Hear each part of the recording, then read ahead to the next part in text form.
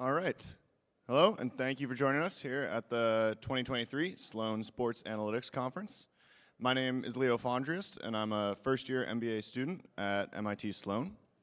And it is my pleasure to introduce data-driven approaches to responsible gambling, presented by Caesars Entertainment. And our speaker today will be Brad Rodriguez, Vice President of Data Science at Caesars Entertainment.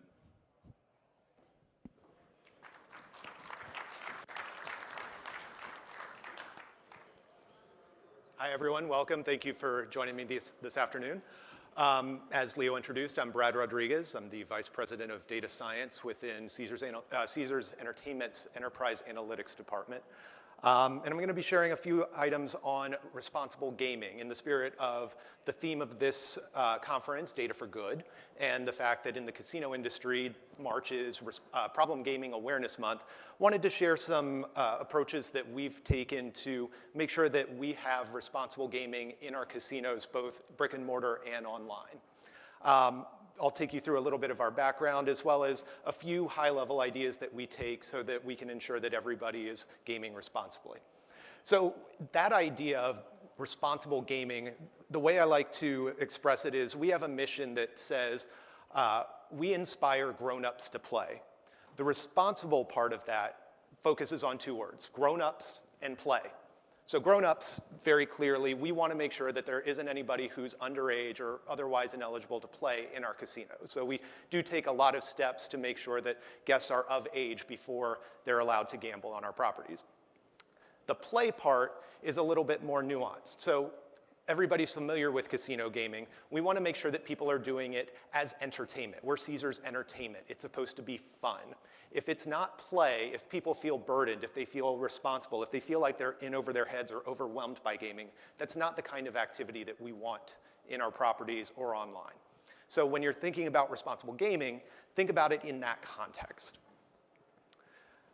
So for Caesars Entertainment, we've been doing this a very long time. I mean, we've been the industry leader for well over 3 decades with a number of our programs.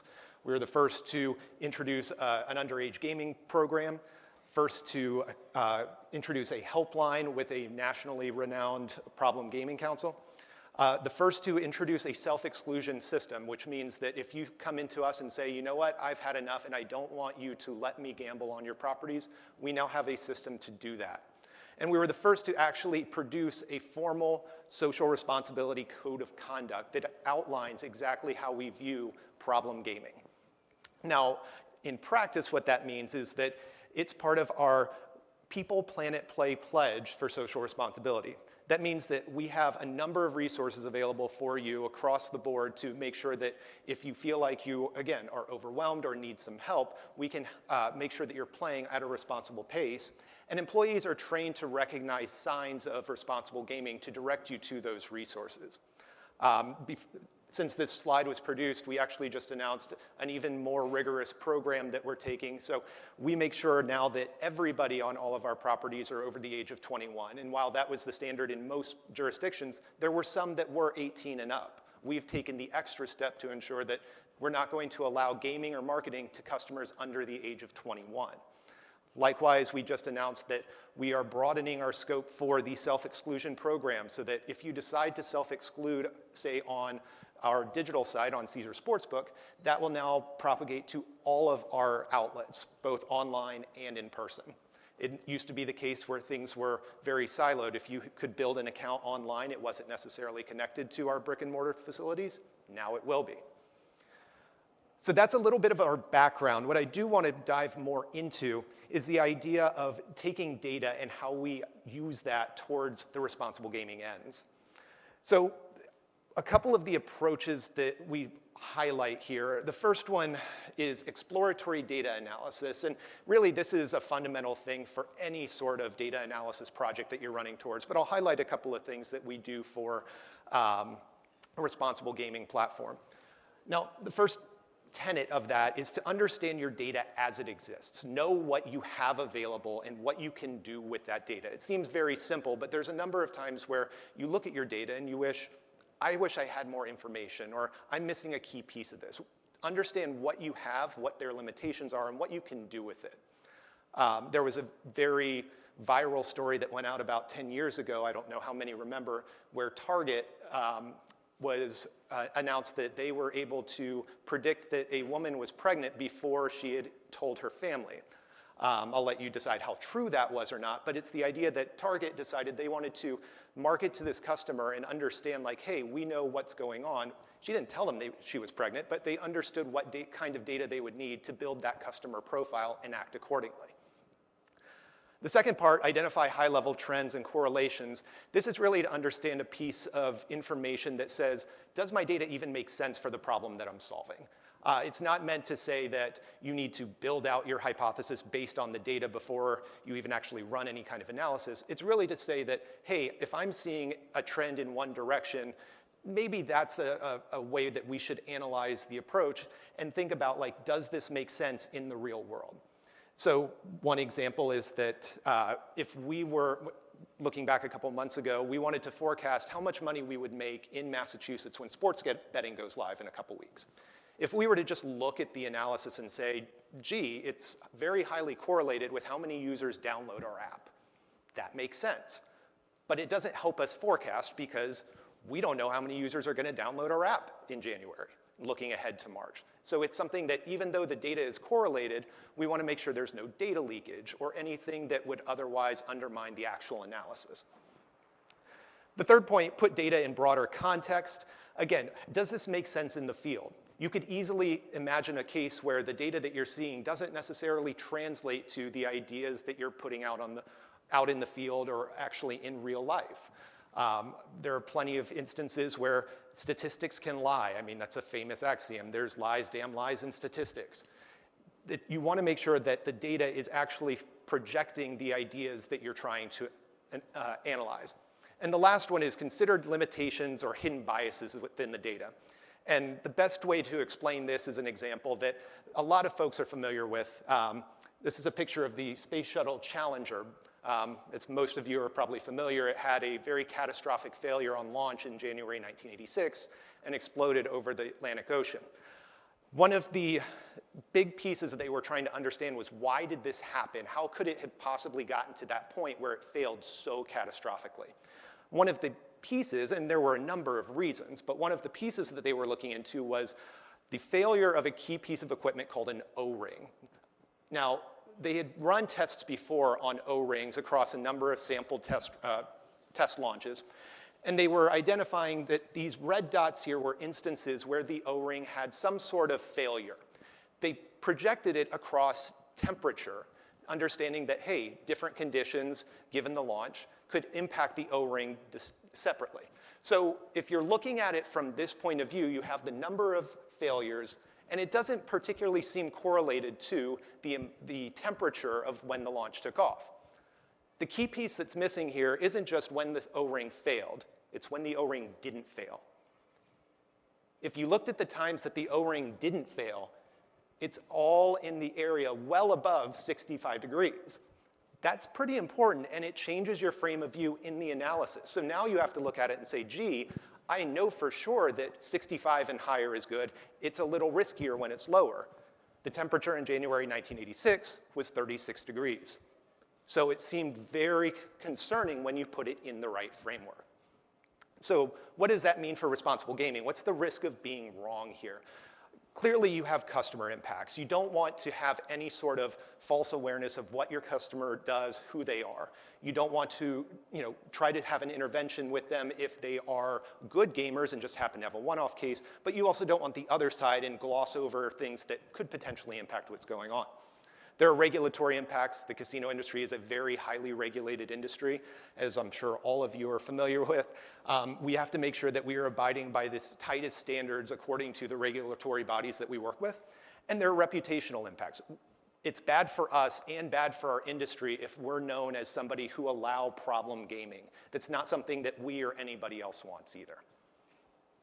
The second part that I want to highlight is the idea of statistical process control. Now, statistical process control, SPC, you usually hear this in context of operational and operations engineering. If you've heard of Six Sigma, you've heard of a flavor of statistical process control. That's just one version of it. But there are applications in modeling and in valuation that you can use. Essentially, all you're doing is saying, give me a trend or give me a process that looks like it's over time, and then evaluate, are there anomalies or differences or things that stand out across that trend?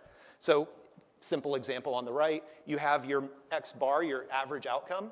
If you're looking for cases where there's a deviation, say, above or below the upper limits that you're willing to tolerate, you want to highlight those. And the X bar can be anything that you want. You could create a moving average, and if you start seeing trends that are, say, 2 standard deviations above the moving average, that's something you want to identify. Now, what we do in Caesars Entertainment in our customer evaluation process is use some elements of this. So we look at trends and changes over time for specific customers.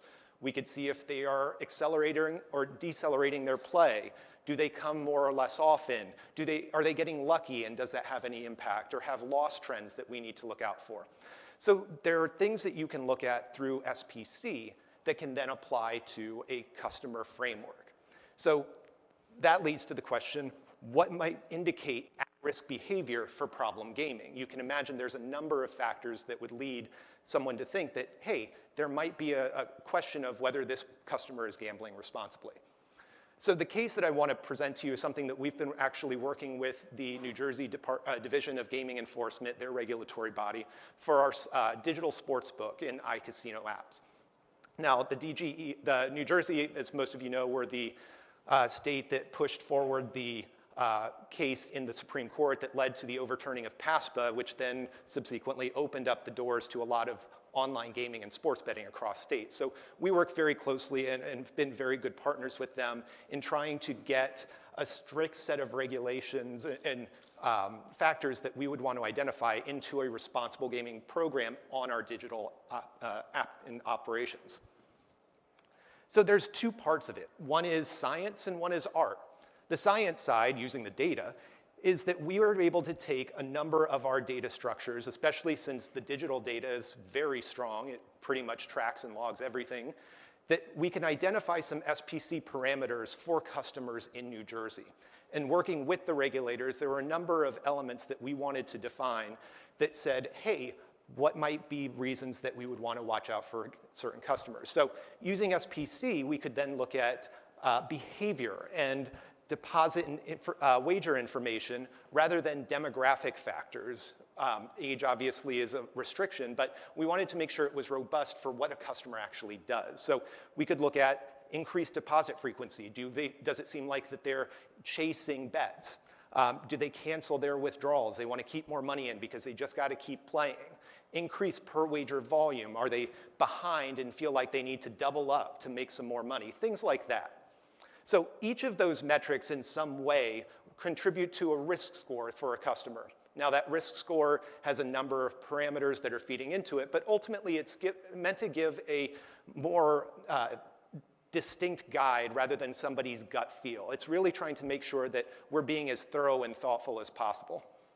Now the art of that means that it's not just that we give you a score and that's all that happens. There is a Caesars responsible gaming team that does actually take this information and make sure that it matches what the customer actually does on the actual behavior side.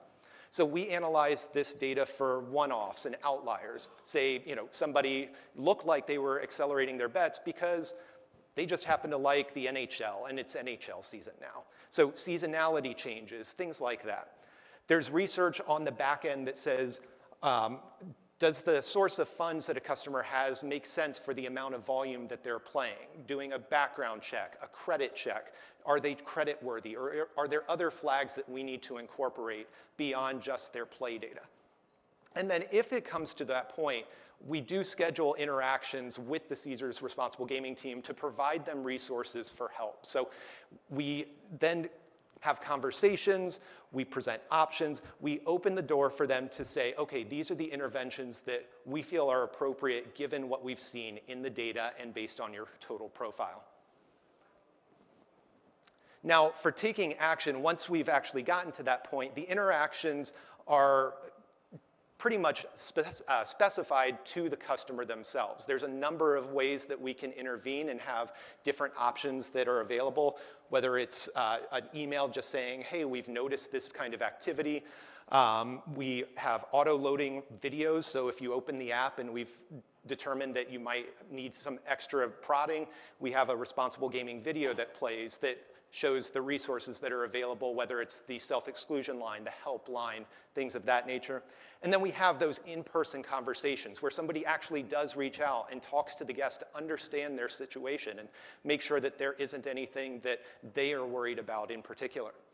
Now, there's a number of tools, especially on the online side, that can be deployed if the customer chooses. So they can cap their wagers. They can say, you know what, we're only going to limit you to a $100 wager maximum. That could be per bet or over time. There are deposit limits. So you don't want to, say, deposit more than $1,000 at any one point in time. You can set a deposit limit. Or you could choose to fully exclude from the app. And what that means is if you're excluded, you're going to be excluded on any instance of the app, both iCasino and Sportsbook. And that'll be true across jurisdictions. As I mentioned, we've actually now expanded that. If you choose to self-exclude from brick and mortar, we will also allow that self-exclusion to pass forward to the digital side as well. That's really not the end, though. The key piece to link it back to the data side is that all of these interactions are then monitored to make sure that we're actually identifying as best as possible what works. It is an iterative process. And in the New Jersey case, we worked with the regulators to identify some key metrics and developed a risk score as much as possible. But we continue to monitor that these interventions are both effective and are identifying the right people in the first place, and continually train the model to make sure that we are actually deploying these interventions appropriately. So we actually have the Caesars Responsible Gaming team monitor the dashboard that you see here of how many interactions has a customer had, what kind of impact have they had, and whether that's still appropriate going forward. So it's a full feedback loop that we try to make sure that gets incorporated into our data feed, so it's not just a one-off score and it's just done, that it actually is an ongoing, continually improved process as we're evaluating the data. So that is the bulk of what I wanted to present today. I see I still have a little bit of time, so wanted to open it up for if anybody has any questions. Yes? How do you find either before, during, and after the pandemic that people's gambling habits have changed, and Caesar's Responsible Gaming team has had different approaches given people have been in quarantine, people are at home, et cetera, and people, with economies lagging, so they need more money and they gamble more? Yeah, I think the biggest part of that is that because it's an iterative process, we do go back and reevaluate the markers for interventions. The SPC process that we're doing does incorporate a lot of moving averages, and it's not so sensitive to say that, gee, you were gambling, call it $100 per wager, and now that it's out of the pandemic, you're wagering 75, and that's a big red flag. It's not that sensitive, so there is a little bit of time lag that allows for gradual changes over time compared to the pandemic. Now, if it comes to the idea that all of a sudden we see major shifts or major changes in the behavior, that's when we would, the responsible gaming team would try to intervene. But it does have some time sensitivity to it as well. Yes? Yeah, I was curious about the fact that you were talking about the profiles, and it seems like you spent a lot of time about when they deposit money and so forth. So I don't know if that's your only metric that you actually start to alert them. But I'm curious if you do anything with regards to their style of play, if they always take long shots or not, and so forth. And how do you start to measure whether they are responsible from their betting profile? So we don't just look at deposits, we look at a number of other things. So you can imagine a case where somebody had a big initial win, and so they don't really have any other deposits, but they have a large bankroll now in their portfolio. We do also look at a number of other factors, their betting behavior, their wagers, et cetera. So it's not exclusively on deposit. And the deployments, the interventions also aren't exclusively when a customer deposits either. We have interventions, as you saw in the prior slide, that there is a cool-off period that they could do. So when they open the app, it doesn't allow them to wager. The video can be deployed for when they open the app before they're even able to do anything. So it's not just on deposit. To your second question, if I'm remembering right, it was what's responsible. That's really up to the customer at that stage. We offer interventions that they can opt into. We don't unilaterally make that determination for them. So I'm really curious, how often are these getting triggered, either as an absolute numbers and like as a percentage of the bettors?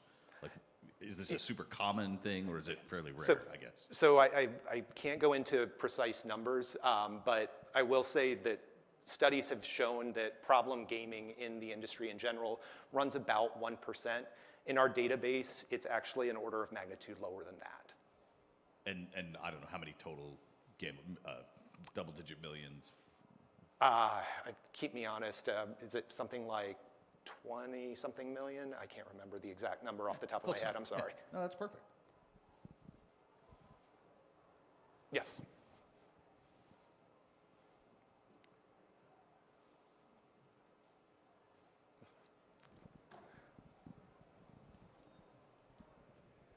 So it seems to me that a very important factor here is that the way a person's means outside of the app, and you mentioned background checks and source of funds. I was just wondering, are those data sources that can be connected to someone's betting history and deposit history? And if not, can you distinguish between just a high value VIP for Caesars versus someone who's spending a large portion of their worth in the app? Yeah, so that's part of the art of things, and it's something that we've actually grappled with, not just on the digital side, but the brick and mortar side. We have a very robust team of casino hosts that interact with high-level VIPs, people that we identify that have wagered heavily with us in both instances, both brick and mortar and iCasino, that they can have conversations with the customer to understand, what is your job, what do you do, is it based on anything that, is it family money inherited, that kind of thing. It's not any information that we intentionally tie to the gaming play. That's a little bit on purpose for what we call PII, personally identifiable information.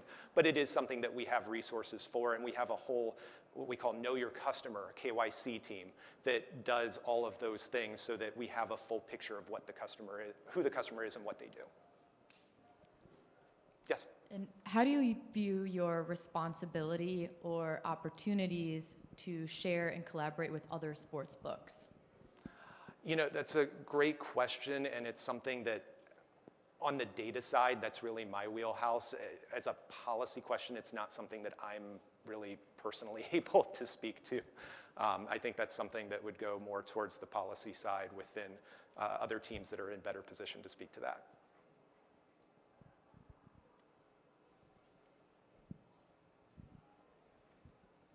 Okay. Any other questions? Oh, yes.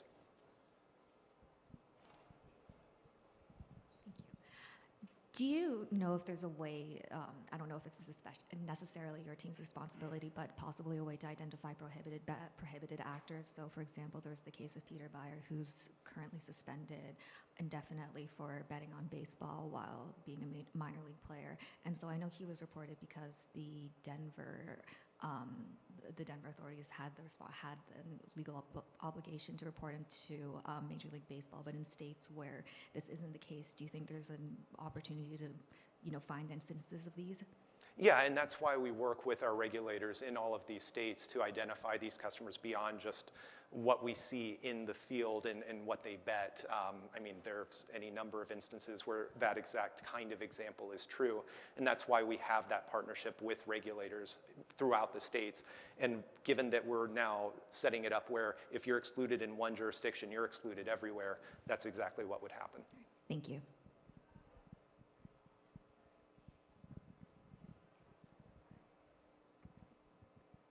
Okay. Well, wonderful. Thank you for your time, and I'll talk. If there are any other questions, I'll be here.